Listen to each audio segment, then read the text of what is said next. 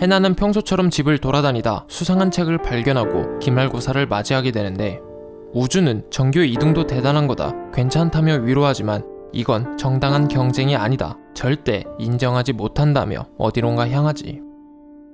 시간이 흘러 우주 생일날, 해나는 바람을 쐬러 테라스에 나가고 예서는 주영에게 SNS에 진짜 올리면 어쩌냐, 해나를 없애고 싶다는 이상한 얘기를 하는데,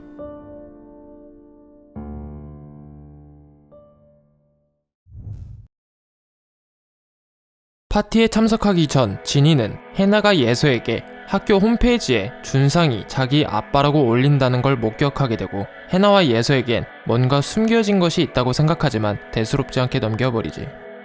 그리고 나서 중요한 선약 때문에 참석하지 못한 서진을 뺀 나머지는 애들을 캐슬 안에 있는 게스트하우스에 두고 문화생활을 하러 가게 돼. 그 사이 예서는 주영에게 아침에 해나한테 들은 얘기를 하지만 주영은 홧김에 그런 거다, 걱정하지 말고 실컷 놀으라고 얘기를 하고 어디론가 향하지. 그곳은 서진과 준상, 윤여사가 얼마 남지 않은 코디 기간 동안 더욱 힘내라고 마련한 식사 자리였어. 그런데 하필 그때 사고가 난 거지.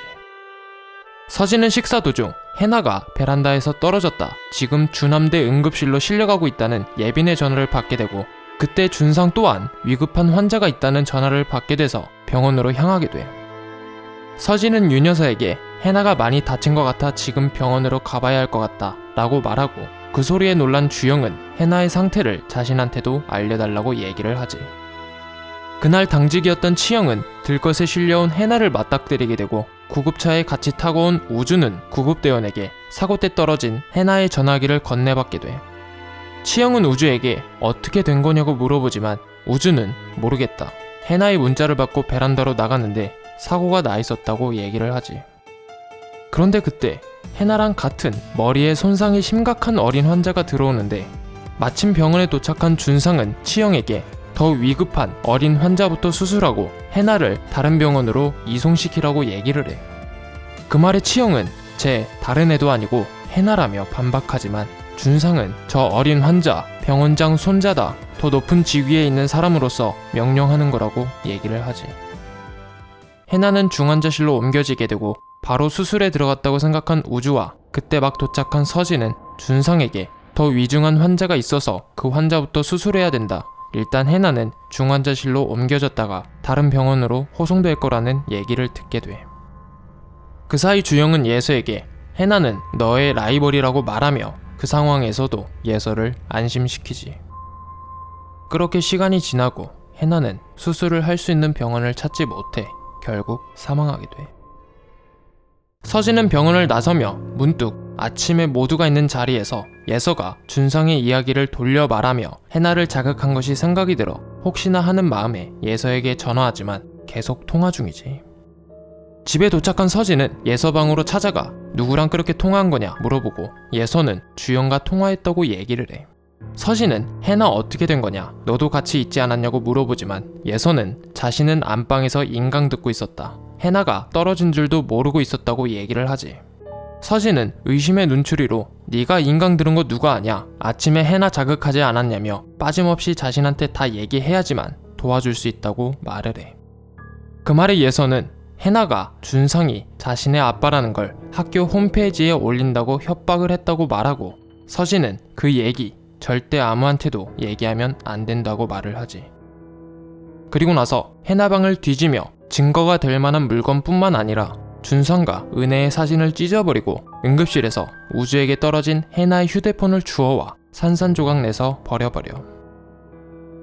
수술을 마치고 집에 간 치영은 우주에게 미안하다, 다 아빠 잘못이다 라고 얘기하지만, 이미 멘탈이 부서진 우주는 인도주의적 그것 때문에 아빠가 해나를 죽인 거다 라고 얘기를 하며 우주네 집도 점점 무너지지. 한편 민혁은 세리가 해나와 싸웠다는 얘기를 듣게 되는데, 세리는 금방 화해했다고 얘기하지만 민혁은 클럽에서 춤추고 다니는 애를 경찰이 믿을 것 같냐 말하고, 그 말을 들은 세리는 자리를 떠나버려. 옆에서 다 듣고 있던 승혜는 해나 앙숙은 예서라고 말하지만 당신 같으면 전교 1등 하는 애를 믿겠냐, 아니면 하버드 다녔다고 뻥친 사기꾼을 믿겠냐며 상황 판단 좀 잘하라고 말을 하지. 해나 일은 사고사가 아닌 타살이라고 생각하는 경찰은 서진의 집부터 수사를 시작하는데, 경찰은 예서와 예빈에게 그때 어디서 무엇을 했는지 물어보지만 무엇인가 찔리는 듯한 서진은 예서는 안방에서 인강을 듣고 있었고 예빈은 거실에서 놀고 있었다고 대신 말을 해. 그 말에 경찰은 예서에게 인강 들었던 노트북 좀 가져와 달라 얘기하고 예빈에게는 혹시 누가 싸우거나 특이한 점이 없었냐고 물어보는데, 예빈은 마피아 게임을 하다가 해나와 세리가 싸웠다고 얘기를 해. 경찰은 바로 승혜네로 가서 수사를 시작하지만 승혜는 세리만 싸운 건 아니라는 의미심장한 말을 하지. 그렇게 경찰은 힘들어하는 우준의 집까지 수사를 시작하는데, 수임과 치영은 말도 안 된다, 해나와 우준은 그 누구보다 친했다고 얘기하지만 경찰은 우주에게 해나를 최초로 목격한 건 너다, 베란다로 왜 나갔냐 물어보고 우주는 해나가 베란다에서 보자고 문자를 보내서 그랬다고 얘기를 하지. 한편 예서는 죄책감에 시달려 주영에게 전화를 걸게 되고 주영은 한 걸음에 예서의 집까지 달려와 서진이 보는 앞에서 아무 말 없이 예서를 데리고 떠나버려. 서진은 주영에게 오늘 밤은 자신이 예서를 데리고 있겠다는 문자를 받고 안심하지만 그것도 잠시. 예서가 자신한테 했던 말을 떠올리게 되고 설마 둘이 그런 건가? 라고 생각이 든 서진은 다음날 주영을 찾아가 해나가 사고 났다는 연락을 받자마자 예서에게 전화했었냐, 1시간 동안 무슨 얘기를 한 거냐고 물어보지. 그 말에 주영은 해나를 없애고 싶다는 말이 녹음되어 있는 예서와의 통화 내용을 들려주며 거기 있던 애들 중 누가 해나를 그렇게 만들었는지 생각해봤냐 물어보고, 서진은 예서는 안방에서 인강을 듣고 있었다고 말하지만 주영은 인강을 틀어놓고 딴짓을 해도 전혀 알 수가 없다고 얘기를 해. 그 말에 화가 난 서진은 예서가 그랬다는 말씀이냐고 말하지만 주영은 예서가 그랬던 안 그랬던 예서는 현재 고3이다, 자신이 맡고 있는 한 절대로 범인이 되어선 안 된다고 말하며 그러자면 희생양이 필요할 것 같다고 운을 띄우는데,